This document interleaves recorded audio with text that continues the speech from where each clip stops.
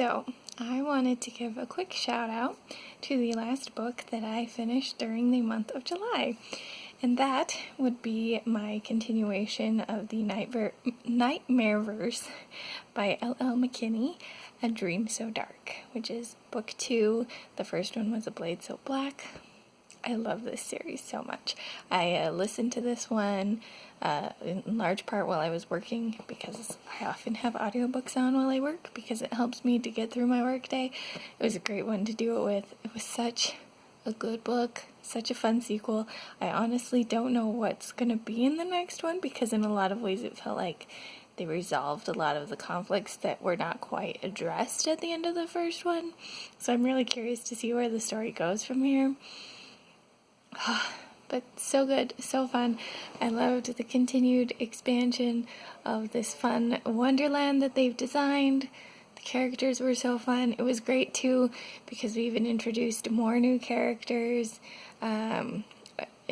Alice ends up accidentally in Japan for a little bit, so she meets some of the Japanese gatekeepers and stuff.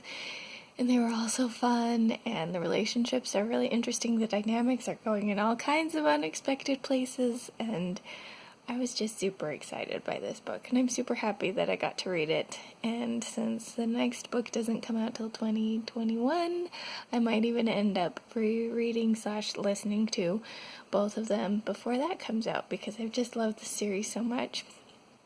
And it would probably be a good refresher.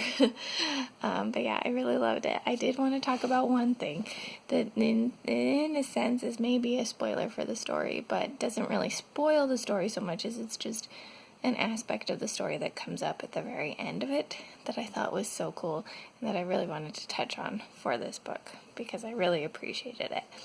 But in this one, towards the end of the story, Alice has a flashback of her dad teaching her how to ride a bike, and this little scene that they had when she fell off her bike, and he was telling her how to get back up on her bike and still want to learn how to ride her bike and stuff.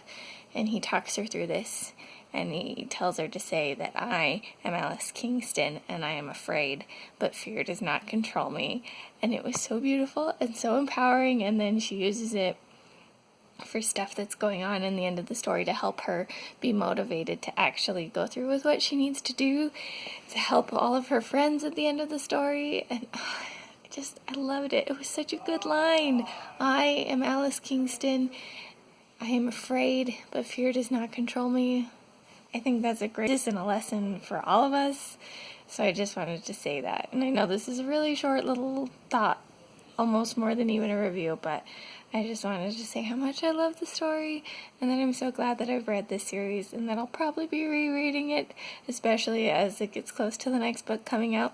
If you've read this series, let me know down below. What are your thoughts on it? Do you have favorite parts, favorite characters, all of that fun stuff? But that's all I've got for now. This is the Umlaut Harper, signing out.